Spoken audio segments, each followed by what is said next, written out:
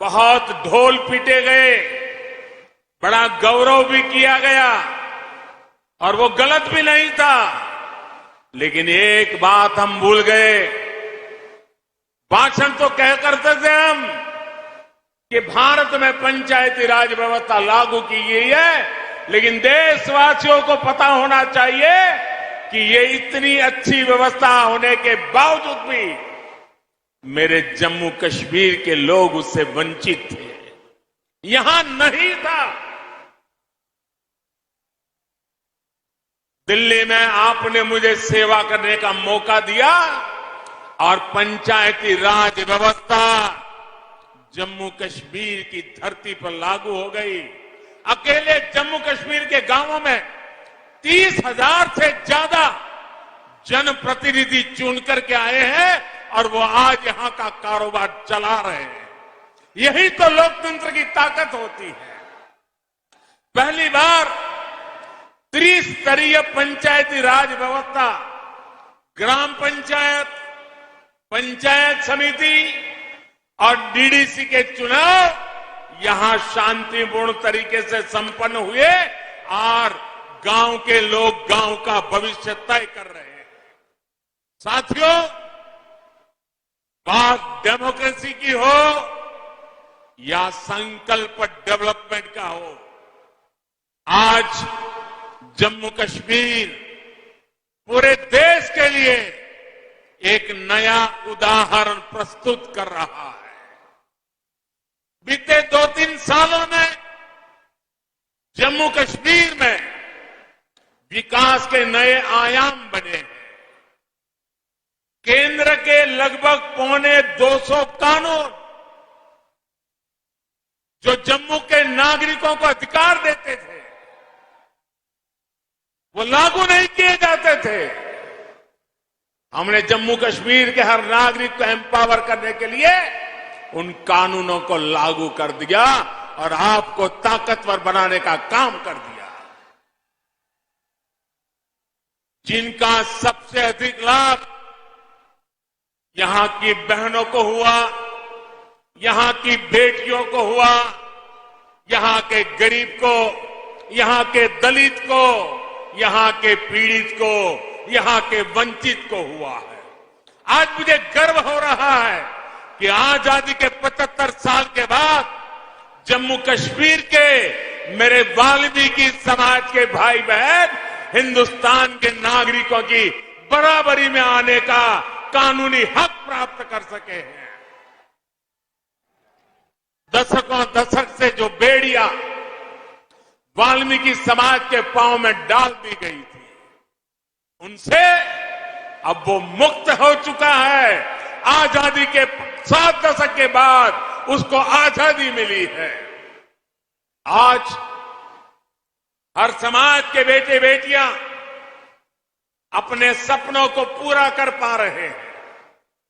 जम्मू कश्मीर में बरसों तक जिन साथियों को आरक्षण का लाभ नहीं मिला, अब उन्हें भी आरक्षण का लाभ मिल रहा है। आज बाबा साहब की आत्मा जहां भी होगी, हम सबको आशीर्वाद देती होगी कि हिंदुस्तान का एक कोना इससे वंचित था। मोदी सरकार ने आकर के बाबा साहब को सपनों को भी पूरा किया है। भाई, केंद्र सरकार की योजनाएं अब यहां तेजी से लागू हो रही है, जिसका सीधा फायदा जम्मू कश्मीर के गांवों को हो रहा है। एलपीजी गैस कनेक्शन हो, बिजली कनेक्शन हो, पानी कनेक्शन हो, स्वच्छ भारत अभियान के तहत टॉयलेट्स हो, इसका बड़ा लाभ जम्मू कश्मीर को मिला है।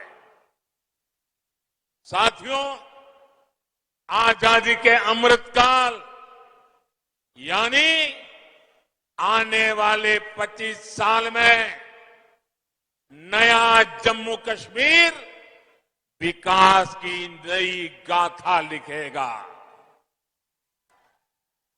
थोड़ी देर पहले यूएई से आए, अबू धाबी से आए, दुबई से आए, एक डेलीगेशन से बातचीत करने का मुझे अवसर मिला है। वो जम्मू कश्मीर को लेकर बहुत उत्साहित है। आप कल्पना कर सकते हैं, आजादी के 7 दशकों के दरमियान जम्मू कश्मीर में मात्र 17,000 करोड़ रुपए का ही प्राइवेट इन्वेस्टमेंट हो पाया था।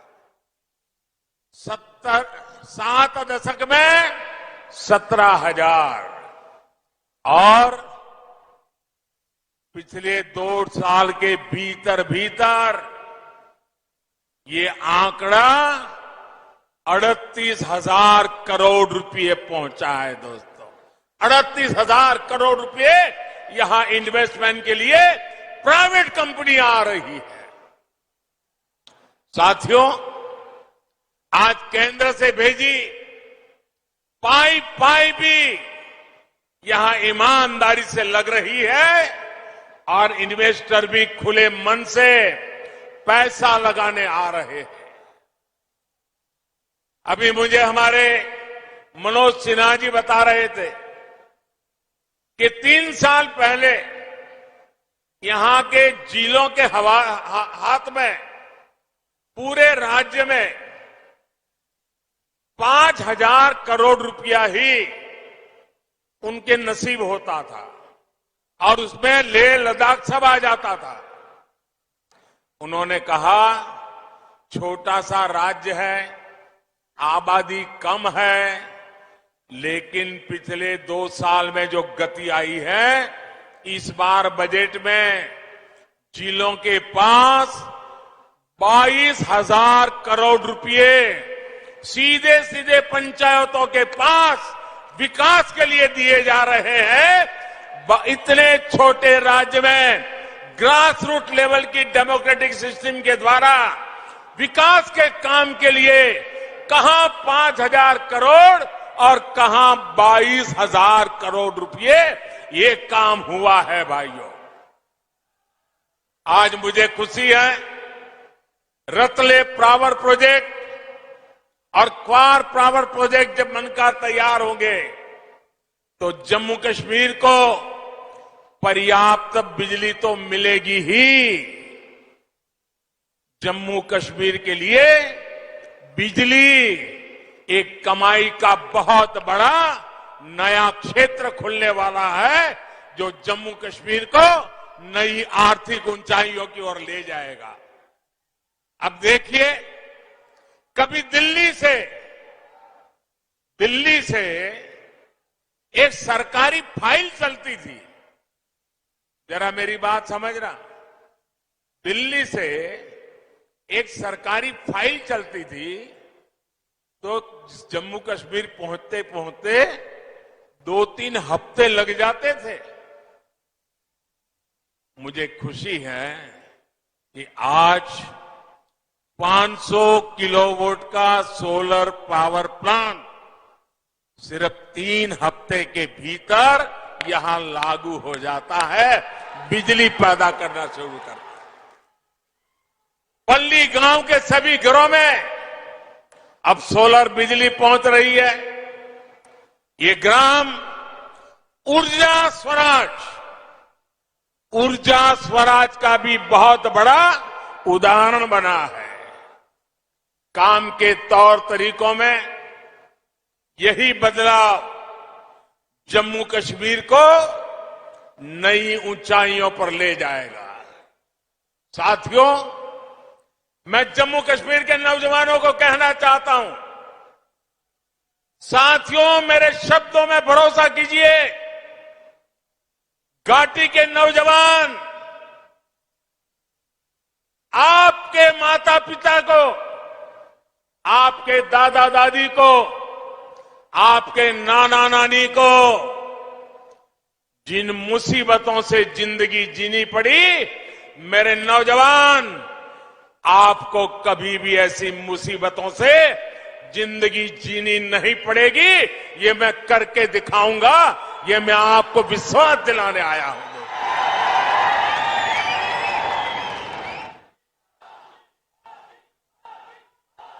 बीते 8 सालों में एक भारत श्रेष्ठ भारत के मंत्र को मजबूत करने के लिए हमारी सरकार ने दिन रात काम किया है। जब मैं एक भारत श्रेष्ठ भारत की बात करता हूं तो हमारा फोकस कनेक्टिविटी पर भी होता है, दूरियां मिटाने पर भी होता है।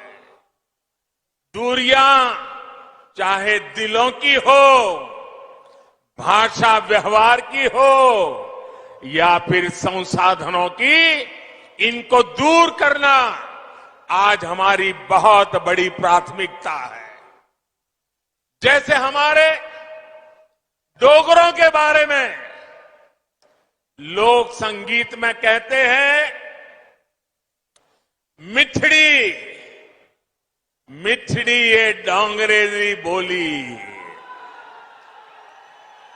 मिठड़ी ये डोंगरे दी बोली, ते खंड मिठे लोग डोगरे। ऐसी ही मिठास, ऐसी ही संवेदनशील सोच देश से के लिए एकता की ताकत बनता है और दूरियां भी कम होती है। भाई और बहनों, हमारी सरकार के प्रयास से अब बनिहाल कांजीगुट टनल से जम्मू और श्रीनगर की दूरी 2 घंटे कम हो गई। उधमपुर, श्रीनगर, बारामूला को लिंक करने वाला आकर्षक आर्क ब्रिज भी जल्द देश को मिलने वाला है। दिल्ली अमृतसर कटरा हाईवे भी दिल्ली से मां वैष्णो देवी के दरबार की दूरी को बहुत कम करने वाला है। और वो दिन दूरा नहीं होगा जब कन्याकुमारी की देवी वैष्णो देवी से एक सड़क से मिलने वाले हैं। दोस्तों, जम्मू कश्मीर हो, लेह लद्दाख हो, हर तरफ से एक कोशिश की जा रही है कि जम्मू कश्मीर के ज्यादातर हिस्से 12 महीने देश से कनेक्टेड हो। सरहदी गांवों के विकास के लिए भी हमारी सरकार प्राथमिकता के आधार पर काम कर रही है। हिंदुस्तान भर की सरहदों के आखिरी गांव के लिए वाइब्रेंट विलेज योजना इस बार बजट में मंजूर की गई है। उसका लाभ हिंदुस्तान के सभी आखिरी गांवों को जो सीमा पर सटे हुए हैं वो वाइब्रेंट विलेज के तहत मिलेगा। इसका अधिक फायदा पंजाब को, जम्मू कश्मीर को भी मिलने वाला है। साथियों, आज जम्मू कश्मीर सबका साथ, सबका विकास का भी एक उत्तम उदाहरण बनता जा रहा है। राज्य में अच्छे और आधुनिक अस्पताल हो, ट्रांसपोर्ट के नए साधन हो, उच्च शिक्षा के संस्थान हो, यहां के युवाओं को ध्यान में रखते हुए योजनाओं को लागू किया जा रहा है। विकास और विश्वास के बढ़ते माहौल में जम्मू कश्मीर में टूरिज्म फिर से फलने फूलने लगा है। मुझे बताया गया है कि अगले जून जुलाई तक यहां के सारे पर्यटन स्थल बुक हो चुके हैं। जगह मिलना मुश्किल हो गया है।